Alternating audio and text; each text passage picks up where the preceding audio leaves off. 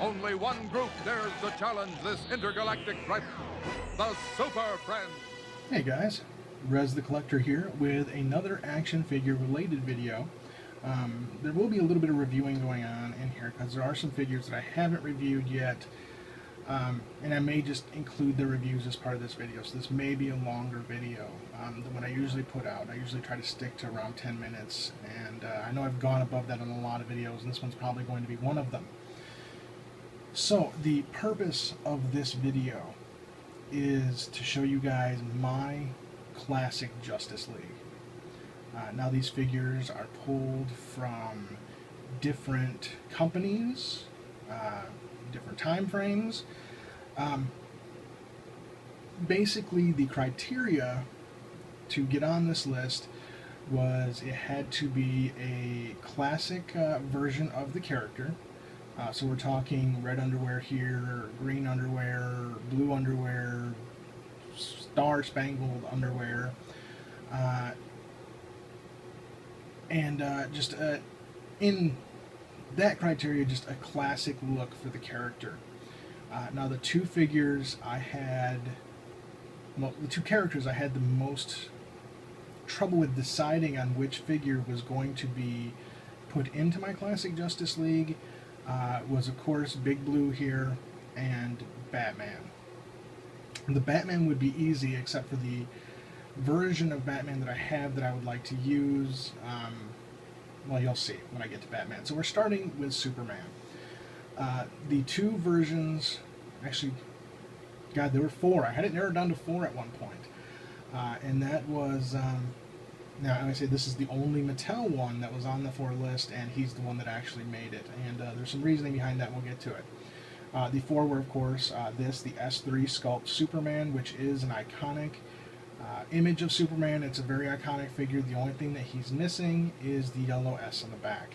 And I wish the cape was a little bit brighter of a red. The other ones up were the Justice League Superman, the one with that very streamlined look with the V. The Superman Through the Ages, the John Bryan Superman, the one that I had altered so he no longer has the raised eyebrow, and the Superman from the DC Direct Superman set, that 10-pack that I just recently finished off, and you guys have seen videos of that. That Superman.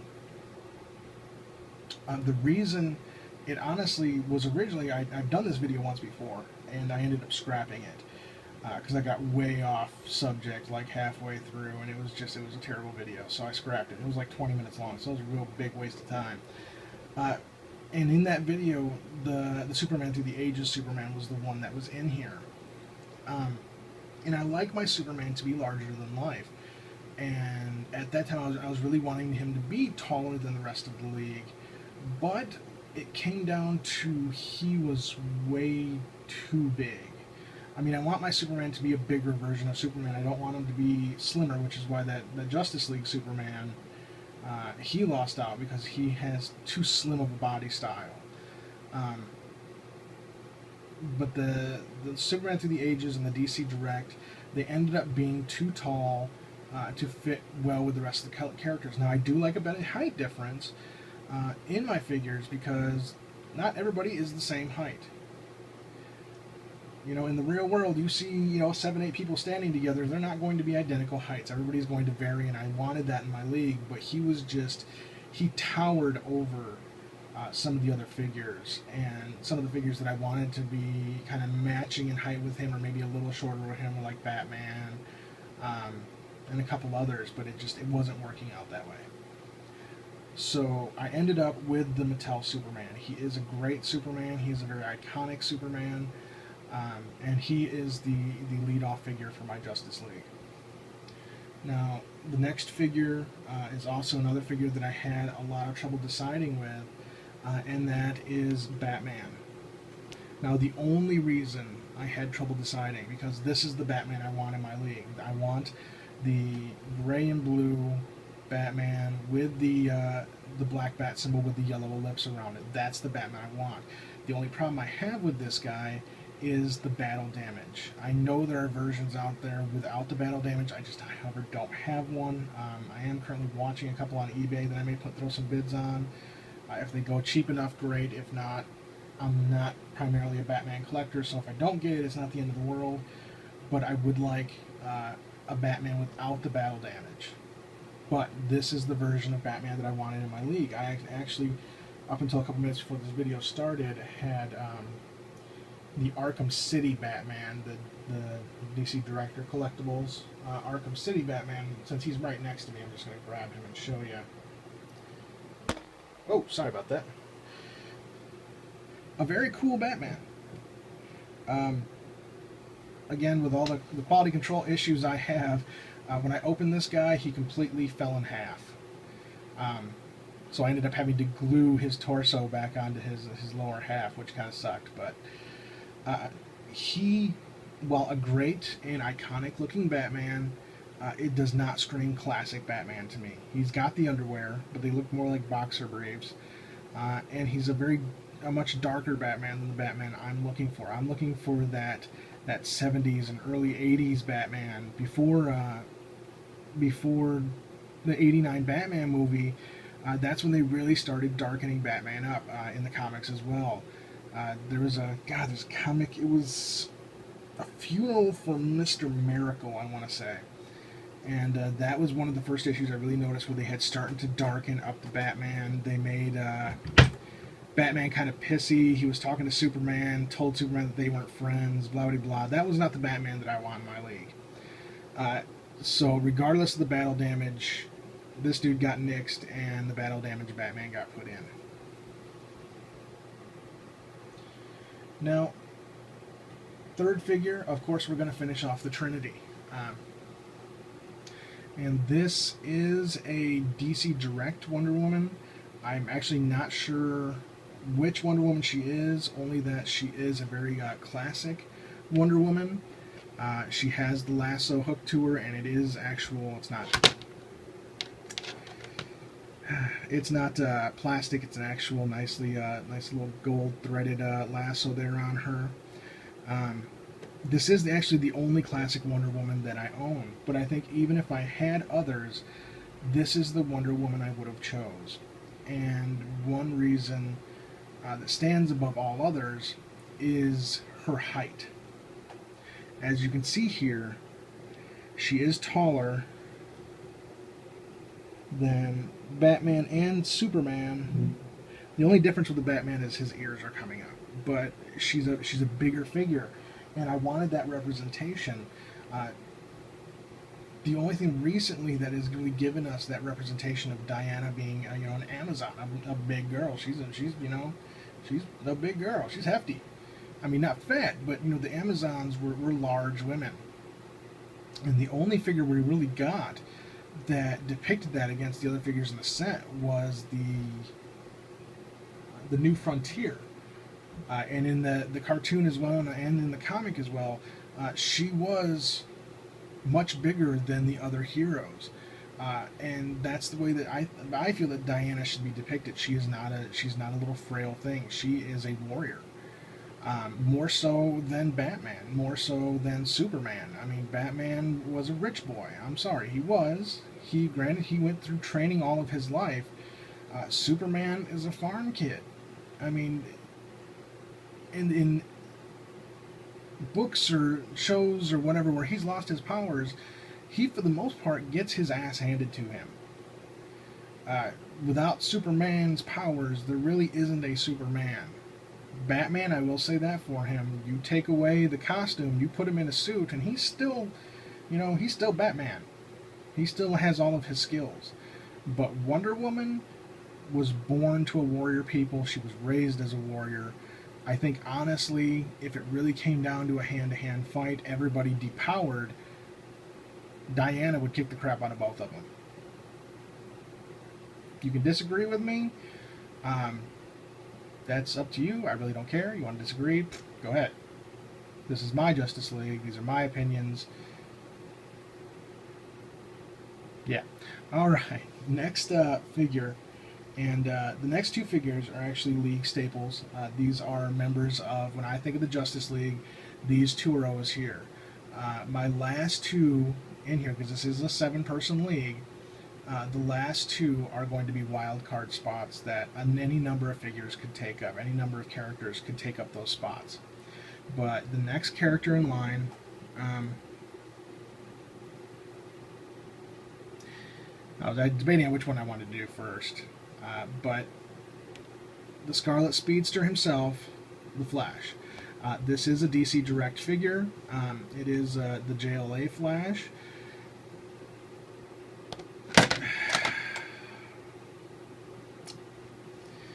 Tell you what, guys, it wouldn't be one of my videos. It really wouldn't. All right. I can't leave Superman sitting there taking a little napski. All right, get up, buddy. All right, so I'm fixing this. How you guys doing? You having a good day? Everything all right? All right, good. God, come on. I'd say you're making me look bad here, Soups, but this isn't every one of my videos, so. Alright, the Scarlet Speedster himself, the Flash. The only things I don't care for in this character is this is supposed to be, I think, a representation of Barry, and this is Wally's belt style. It's not really a belt, it's not holding up his pants, but you get what I mean. Barry's was straight across. And while we had Wally for a long time, my classic Flash is Barry. Now, don't get me wrong, I love the Wally West Flash. I'm really sad that he hasn't popped up in the New 52 yet. I really think if they were going to do a Kid Flash, a New 52, it should have been Wally. But Barry Allen, now this figure, I'm assuming this is how he was supposed to be. You can see his torso is a little turned compared to his lower body. And I think that's to give him a cooler kind of look while he's running. The only other problem I have with him is his head is rather large and bulbous. But this is really the only version of Classic Flash that I own, and I bought him specifically for this Justice League. The other Flashes I own, I mean, I've got a Jay Garrick that's missing the helmet. I've got the Kingdom Come Flash, I've got the Blue Lantern Flash, and of course I've got the New 52 Metallic Flash. I had the matte as well, but the matte's still in box. So I wanted a classic version of Flash, and this is the one I got. Now, height-wise, he does fit in with everybody. I always picture Wally as being a little shorter, or Barry being a little shorter than the rest of the league, so he fit in really well. I guess just to do a little mini review of him real quick, he does have good head articulation, up, down, left, and right. It is a ball joint, so you can get some head turnage there to the side.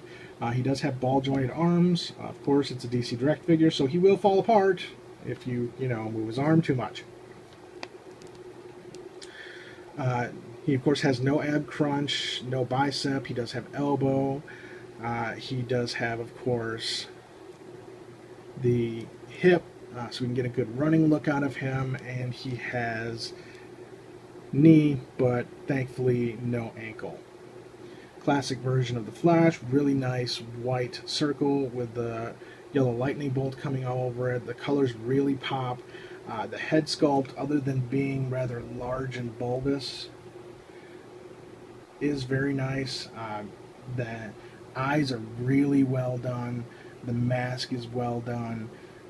The yellow wings on the side of the mask are really well done. He is a really good figure overall, with just a couple of those issues, the arm and of course the bulbous head. Alright, let's just move him right back there. Alright, and the fifth member of the core league, to me this of course is my core league, the 5 members that I think should always be together. And that is, of course, Green Lantern. This is a DCUC Green Lantern. I have made at least one change. I switched out his power battery. The power battery he came with was a very light green battery, which just didn't fit with how dark his costume is.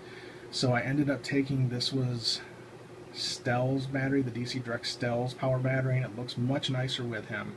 And I gave his light green power battery to the 5-pack Mattel Power Ring. So that looks really well with Power Ring because he's got the almost this exact same shade color boots. So that looked really well with Power Ring. This works really well with Green Lantern. And of course, this is Hal Jordan, and he is in the classic Green Lantern costume with the underwear that goes all the way down to the green, I should say, that goes all the way down into the more underwear looking, instead of coming down to the point there at the torso and the back. The only issue I really have with this lantern is, one, I think his hair is a little too red for Hal. Hal has more brown hair, and I know that's a very matte color and a very kind of poopy color to stick on somebody's head, so I understand why they went with this red and they went with this the black wash in there. It just looks a little too red to me. Now, the other problem I have with this figure, and I can't believe how shitty this really is, because I've looked at other figures that have no capes and they're not this bad. The Mattel DC UC, they used basically the same molds for just about every figure. Every once in a while they changed a little bit, maybe the height, maybe the pecs look a little bit different. For the most part, they reused the same molds for all figures. And of course, Green Lantern does not have a cape. So on most of the figures you see with no cape, they did a really good job of plugging that back plug. Not so much with Lantern. You can definitely see how they just, it looks like they shoved just a little piece of plastic in there. Maybe this was, maybe the other ones look good. Power Rings looks fine. Johnny Quick, the classic Johnny Quick from the 5-pack, he looks fine. They did a really crappy job on the back plug on him. There's also a little bit of color variation between the different parts of him, but that is pretty standard fare for Mattel.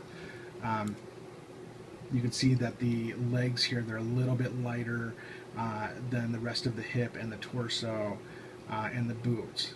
And I see that mostly with the Mattel Superman figures. They're really bad about that, having this part of the leg being a slightly darker or slightly lighter red. What I'm assuming basically is that these are all made maybe different parts of the factory or different factories themselves and shipped, and the paint maps just aren't matching up. My theory, I think other people have had the same theory, so I'm not like claiming that this is my genius thing, but that's most likely what's happening. Of course, he does have the white gloves. He's got a very nice lantern symbol on there. I prefer my lantern symbol to be, at least the top and bottom bars, to be a little thicker, but this is a really great version of it. The white is really clean. The arms are really clean. He, of course, has a very nice ring there. And I do like that you can get him into the ring charging position. I've got Power Ring in the same position. You get the battery up in his hand, and then you can kind of get that over. And if you do it right, which I'm not doing right now, you can get it to where he's holding the power battery. And it looks like he's charging his ring, but I'm obviously screwing that up.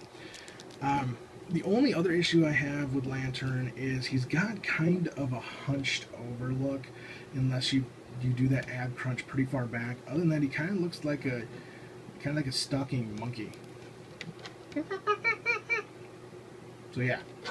Alright, so there's my core league. You've got the Trinity, which is, you know, Superman, Batman, Wonder Woman. You've got the other two, really the other two big name DC characters that are basically right below the Holy Three. And like I said earlier, the last two figures in my 7-person Justice League are wild card figures. They are classic members of the league, but these last two characters are really interchangeable with so many others. I mean, you could do Hawkman, you could do Firestorm, Zatanna. I mean, there's so many characters just going down the list that you could throw in there to finish off a 7-person league. One person you are not going to see, one character you won't see in my league, is Aquaman.